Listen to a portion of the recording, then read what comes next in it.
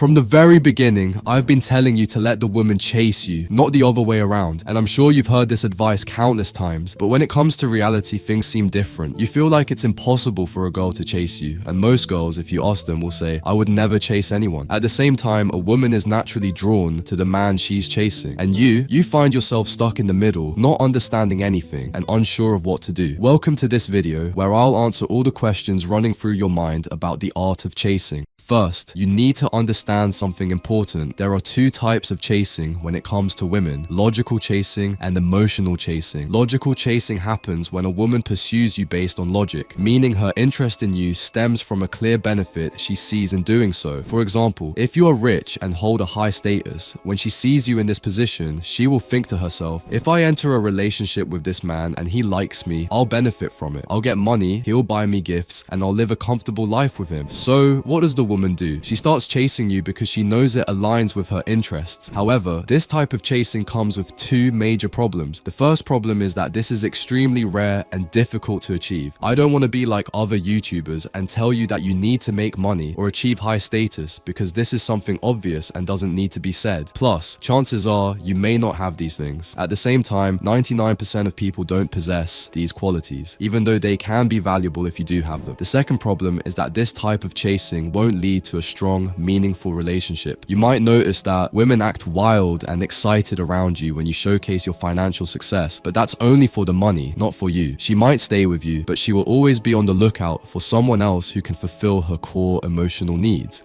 that money simply cannot satisfy. So, if you plan to be a sugar daddy for some girl and have loads of money to throw away, by all means, go for it. Otherwise, trust me on this one. I've been there myself, and I can personally assure you that a gold digger can drain money from your pockets faster than a vacuum cleaner sucks up dust. If you want a girl who loves and chases you for who you are, then this type of logical chasing isn't in your best interest. Now it's time to talk about emotional chasing, which happens when a woman starts chasing you because of her feelings, because she's genuinely in love with you. In this case, her actions are beyond her control. She can't stand being away from you or spending time without you. She becomes willing to do anything for you. This type of chasing is what creates love in her heart, makes her enjoy being with you, and allows you to enjoy being with her even more. It's also what makes the relationship last longer. Listen to me carefully, because I'm about to give you a golden rule. A woman will never truly love you or develop deep feelings for you unless this type of emotional chasing takes place. So, how do you make it happen? If you've been following this series from the beginning, you're probably aware that in your relationship with a woman, there are two main stages: the hunting stage and the chasing stage. The first stage is when you hunt the girl, and the second is when she starts chasing you. These two stages are the foundation for creating the concept of emotional chasing. In today's video, we'll delve deeper into these two stages. Let me give you an example to help you understand. Imagine this is you, and there's a friend or someone you know who came to you one day and gave you a cigarette, saying, "Here, take it and smoke it." You took it, smoked it, and liked it. 5 days later, the same person came back and said, "Here's another cigarette." You took it and smoked it again. This cycle continued for a while. After some time, you started liking the cigarette so much that you began going to him yourself, saying, "Give me that cigarette." At this point, he no longer needed to come to you. You were the one seeking him out. Then, after a while, you went to him and he said, "No, if you want the cigarette, you'll have to pay for it." Now, you've become addicted to the cigarette, and as a result, you're chasing him and paying him to get it. In essence, at the beginning, when he was giving you the cigarette, he was in the hunting phase, and later, you became the one chasing him, needing him, and paying him. This example is exactly how the dynamics of romantic relationships work. Don't worry if it seems unclear right now. I'll explain every phase and every word to you with complete clarity. In the world of romantic relationships, when you approach a girl, you start by giving her a small amount of attention. Then, you pull back, only to return later and give her some more attention. Over time, she begins to crave that attention more and more, and eventually, she starts seeking it out herself. This is when the dynamic shifts, and she starts paying the price. For women, the currency in this context is sex. Of course, this doesn't mean you directly go up to her and say, "Give me sex in exchange for attention." No, this process happens subconsciously, without her even realizing it. I understand that this might sound a bit manipulative or even malicious, but what I'm explaining comes from the lens of human biology. I'll go into greater detail about this later, but for now, I just want you to grasp the concept. In summary, you hunt her and then she begins to chase you. Let's start with the first phase, which is the hunting phase. This phase is all about taking initiative. You need to be the one who takes the first step. If you've been following this series, you've probably heard me say in one of the videos, be the chooser, not the chaser. As a man, your role in the dating market is to choose. You select the girl you want. And since you are the one choosing, you need to take the initiative. At the beginning, when you meet a girl for the first time, you are typically the one who needs to initiate the conversation. You are the one who needs to take the first step, and you are the one who needs to ask her out on a date. Here, we arrive at the first checkpoint in the hunting phase, which is asking for a date. Pay close attention. Even though you are the one taking the initiative and hunting, you should not chase her. You must not be a follower. You need to be a hunter. This becomes apparent in the way you ask or request a date. Wait, how does asking her a simple question make you a follower? Let's take a closer look. This is one of those subtle, unspoken signals you communicate without even realizing it. When you ask her something like, "When can I see you?" or "When are you free?" Here's what you're actually saying. You're asking her to take charge and make the decision first before you can take any action to move things forward. You're putting the ball in her court, essentially saying, "You lead and I'll follow." So, how does the role of the hunter look? The first thing you need to do is stop asking follower questions and start turning them into hunter statements. In other words, stop asking her what she wants to do and start telling her what you're going to do. For example, follower, "When are you free to go out? What do you like to do for fun? Where do you want to go for our date? What are you doing tonight?" Hunter, "Tell me when you're free this week. I want to take you to the best spot ever. You'll love it. Meet me there at 7. Wear something nice." Follower, "Would you like to go out with me sometime?" Hunter, "Message me. I've got a fun idea." Follower, "Can I get your number?" Hunter, "Put your number in my phone. Let's stay in touch." Follower, "Are you free on Saturday?" Hunter, "We should grab a drink the next time we're both free. Let me know what your week looks like." Don't ask her, tell her. She doesn't want someone timidly asking her what she wants. She wants you to know what to do and just do it. The more confident you are in leading her, the more comfortable she will feel following you. This is the difference between someone who follows a girl and someone who hunts her. Let me give you a very important piece of advice. If you ask a girl out on a date and she says no, giving you an excuse. Let's say you said, "Let's meet on Sunday," and she replies, "No, I have to meet a friend on Sunday." Don't try to suggest another day, like saying, "Okay, let's meet on Saturday or Monday." Simply respond with, "Alright, no problem. Let's leave it for another time." Before I explain how a date should go, let me clarify an important point. Imagine you've met her and everything went perfectly. When you get back home, do not send her any messages or try to talk to her. Once the date is over, take a step back. Then, after a week, send her a message again and suggest another meeting. Stick to this system. Message her once a week to initiate and propose a date. This way, even though you're taking the initiative, you're not chasing her. So, imagine you're still in the hunting phase and she sends you a message. In this case, it's perfectly fine to respond. The key, however, is that you only initiate contact once a week. Stick to this system until you reach the stage where the girl starts messaging you daily and consistently engages with you. When you notice that she's texting you every day, that's when you know she's starting to like you and has developed feelings for you. But for now, let's stay focused on the hunting phase. When it comes to the date, this is a broad topic and I've covered many techniques to follow on a date in other parts of this series. However, for now, I'll focus on the key points. When dealing with a girl during a date, your primary goal should revolve around one thing only: how to jack up the energy of the interaction. But before diving into the dynamics, let's first address a common issue. Sometimes, a girl might show up late for a date. The rule here is that you should not wait for more than 10 minutes. Many guys wait for hours, expecting her to arrive eventually. If this happens to you, don't let her get away with such behavior. Simply leave the place and don't excuse her for being more than 10 minutes late. If you don't hold her accountable for this early on, she'll start taking you for granted and it will happen more frequently. You need to show her that she's not the most important thing in your life and that you have better things to do than wait around for her. On the other hand, there's another common tactic I've seen many people use, and I used to do it myself: showing up a little late on purpose. The idea is to make her wait for you, putting yourself in a position where she's the one chasing, not you. However, to be honest with you, I'm not a big fan of this approach. In my opinion, being on time is better. Women today are not as stupid as they used to be. If you consistently show up late on purpose, she'll notice and catch on to your intentions. That's why it's better to show up on time. Now, let's move on to what you should talk about during the date. Everything you talk about should have an emotional impact on her. Every question you ask should spark her emotions. Avoid boring questions like, "What do you do for work?" or "How was your day?" These are questions she's likely heard from countless other men, so you need to set yourself apart from the crowd. Always aim to connect with her on an emotional level. A great way to do this is by asking questions that emotionally resonate with her. For example, ask her questions like, "Do you remember the last time you did something so exciting that you couldn't stop thinking about it for days? When was the last time you laughed so hard? If you were guaranteed not to fail, what would you want to become? Who is the person you care about the most in your life?" This is a topic I've covered in a previous video in this series, so if you haven't watched it, I recommend going back and watching it to get more detailed insights on what to do during a date. The key is to focus on triggering her emotions. During the date, there will be moments when you feel that the conversation has reached a high level of emotional involvement. At this point, you should do a kiss test to see if she's ready for a kiss. Typically, when a girl is emotionally charged, she won't refuse a kiss. Now, let's discuss how to end a date successfully. You must ensure that you don't spend so much time with her that it becomes boring. When you feel the conversation has reached its peak and you're both having a great time, that's the perfect moment to end it. The final step is to leave without promising another date. Most guys end a date by saying, "Let's meet again," or "I'll call you," but that's not the right way to do it. A great way to maintain mystery is to leave the date without mentioning anything about a follow-up meeting. I won't go into detail on this topic here, as I've already discussed it in the series How to Attract Women. Please go back and watch it so you can follow along with me better. And of course, I'm talking about this in the context of the hunting phase. In any case, at this stage, you should continue giving her space. Let her think about you. Meet her once a week for a while, and after some time, you'll reach a point where the girl is the one messaging you every day, calling you every day, and wanting to meet you every day. At this stage, you've transitioned to the second phase, which is the chasing phase, where she starts pursuing you. Here's what you need to do. Don't always be available. For example, when she calls you, don't always answer. And if she asks to meet, tell her you're busy and have other things to take care of. This is a mistake I've made many times in the past. The moment a girl becomes attached to me, I make myself available to her around the clock. Every message she sends or requests to meet, I agree to immediately. The result is that she gets bored of me quickly and her feelings for me cool off. This is why I mentioned at the beginning of the video, if you want to keep the relationship long-lasting and enjoyable, you need to make her chase you. But look, you should only do this when you notice that she has started messaging you and talking to you daily. Before that, don't. If you're still in the early stages and she sends you a message and you ignore it, she won't care because she hasn't developed feelings for you yet. And if you distance yourself too early, she will lose interest. This kind of distancing should only happen when the girl is already attached to you. Once she's attached, distance yourself and let her chase you. How do you distance yourself? Don't always be available. If she wants to meet, sometimes say yes and other times say no. And this isn't manipulation. I've seen many guys in the comments saying that what I'm explaining here is deceitful or manipulative. It's not. I'm simply telling you what a girl wants from you. A girl wants drama, a challenge in the relationship. She wants to chase you. She wants you to be strong. What I'm explaining to you now and throughout this series isn't just for the benefit of men, it's also for the benefit of women. A girl doesn't want a man who's too nice and follows her in everything. She wants a man who challenges her. Anyway, when she starts chasing you, she might do something many girls do. She'll distance herself to see if you'll chase her. This is something I've discussed in a previous video, but in short, when she distances herself, stay cool and don't pursue her. This was the dark needle, and always remember, be the hunter, not the chaser.